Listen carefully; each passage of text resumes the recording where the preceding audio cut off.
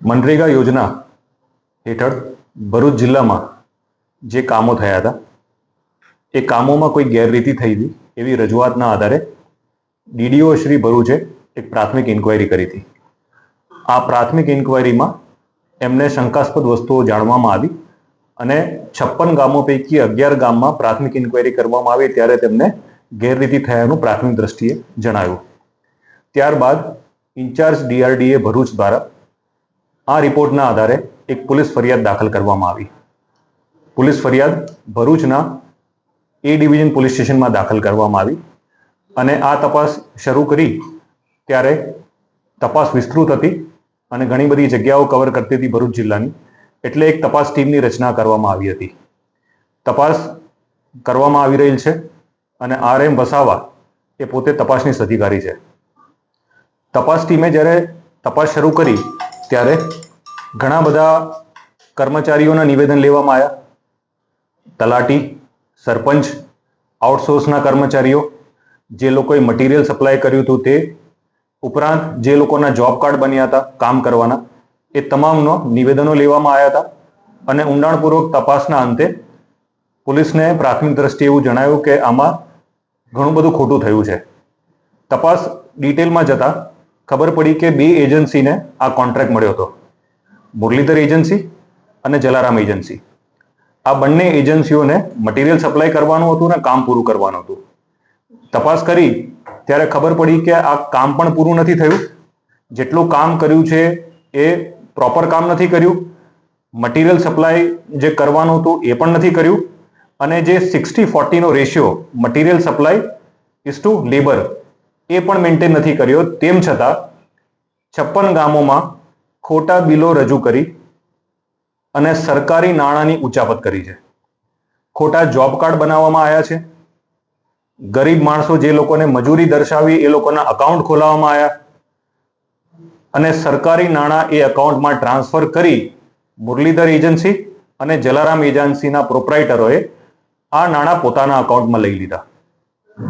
આ આખી તપાસ પ્રાથમિક રીતે 11 ગામોથી શરૂ થઈ અને હાલ પણ ભરૂચ જિલ્લાના 3 તાલુકામાં આ કામો જે નથી કરવામાં આવ્યા અથવા અધૂરા કામો કરવામાં આવ્યા છે તેની તપાસ ચાલુ છે.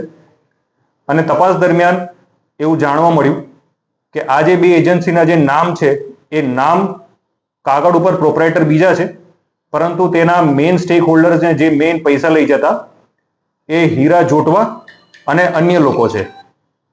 જ્યારે ડિટેલમાં પૂછપરછ કરી ત્યારે એ પણ ખબર પડી કે સરકારી કચેરીઓમાં જે આઉટસોર્સના માણસો હતા એ આઉટસોર્સના માણસો આ બે એજન્સીઓ દ્વારા મૂકવામાં આવી અને ખોટા બિલો રજૂ થયા છે, ખોટી સહીઓ કરી છે અને સરકારમાં આ કામ પૂરા થઈ ગયા છે, વ્યવસ્થિત થઈ ગયા છે અને રેશિયો જાળવીને પૂરા કર્યા છે એવી ખોટી રજૂઆત કરી અને સરકારી નાણાં એ લોકોએ ઉઠાયા. જ્યારે અકાઉન્ટ ડિટેલ્સ અને કોલ ડિટેલ્સ અને ગૂગલ મેપ ઉપરથી અમે લોકોએ સર્વે કર્યો અને અમારી તપાસ કરી તો 2021માં જે પરિસ્થિતિ હતી, 2022માં શું થઈ, 23માં શું થઈ, 25 સુધીની અમે પરિસ્થિતિનું ગૂગલ મેપ ઉપરથી પણ સર્વે કર્યો. એ જગ્યા ઉપરના લેટલોંગ લઈ અને એનો પણ સર્વે કર્યો કે કામ કેવા થયા છે.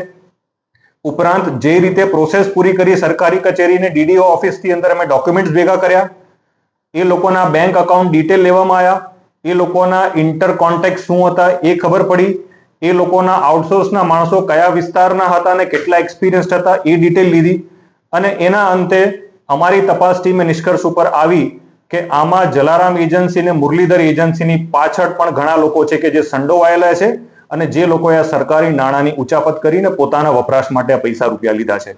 જેના આધારે અમારા પૂરતા પુરાવા અને એવિડન્સ ભેગા કરી અને ગઈકાલે હીરા જોટવા કે જે આ બધા પૈસા એમના અકાઉન્ટમાં, એના પરિવારના અકાઉન્ટમાં જે ટ્રાન્સફર થયા છે એમને અમે ગીર સોમનાથથી પૂછપરછ માટે લઈ આવ્યા અને ગઈકાલ રાતે ભરૂચ પોલીસે એમને એરેસ્ટ કર્યા. એ ઉપરાંત ટેકનિકલ ઓપરેટર હાંસોટનો રાજેશ ટેલર કે જે આ લોકો વતી તમામ ડોક્યુમેન્ટ ભેગા કરતો હતો, એ ડોક્યુમેન્ટ વેરિફિકેશનનું કામ એનું હતું, એ વેરીફાઈ કર્યા વગર ખોટા બિલ રજૂ કરતો હતો અને સરકારમાં એ નોંધ કરાવતો હતો કે આ બધા બિલો સાચા છે ને કામ પૂરું થયું છે. એ ખોટા માણસોએ આ બધું એવિડન્સ ભેગા કર્યા એટલે રાજેશ ટેલરને પણ અટકાયત કરી છે. ઉપરાંત જ્યારે હીરા જોટવાની અન્ય એજન્સીઓના બેંક ડિટેલ, કોલ ડિટેલ્સ અમે જોઈ તો એ પણ ખબર પડી કે હીરા જોટવાનો પુત્ર દિગ્વિજય જોટવા પણ આ સરકારી નાણાંની ઉચાપત કરી છે, અને અત્યારે અમે થોડા સમય પહેલા એને ગીર સોમનાથથી અટકાયત કરી છે. અત્યાર સુધીમાં આ કેસમાં 3 લોકોની અટકાયત કરી છે: હીરા જોટવા, દિગ્વિજય જોટવા અને રાજેશ ટેલર. આગામી સમયમાં આ લોકોએ કઈ રીતે આ નાણાં એકત્ર કર્યા, કઈ રીતે આ લોકોએ મટીરિયલ સપ્લાય કર્યા વગર કામ પૂરા કર્યા, અને કઈ રીતે આ લોકોએ આખું કૌભાંડ બહાર કર્યું છે, એ આખી કોન્સ્પિરસી આગામી સમયમાં અમે બહાર પાડશું.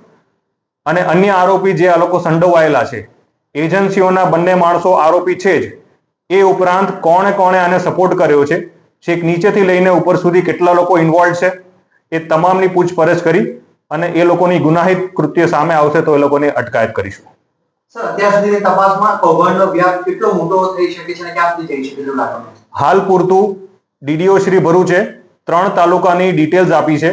3 તાલુકાના 56 ગામોને આ એફઆઈઆર ના અંદર સમાવેશ કરવામાં આવ્યો છે. 7.5 થી 8 કરોડનું એપ્રોક્સિમેટ વેલ્યુ થાય છે આની. અને હજી આગામી દિવસોમાં ડીડીઓ કચેરી અન્ય જગ્યા ઉપર જે લોકોએ કામ કર્યા છે આ જ એજન્સીઓ, એનો પણ સર્વે કરી રહી છે.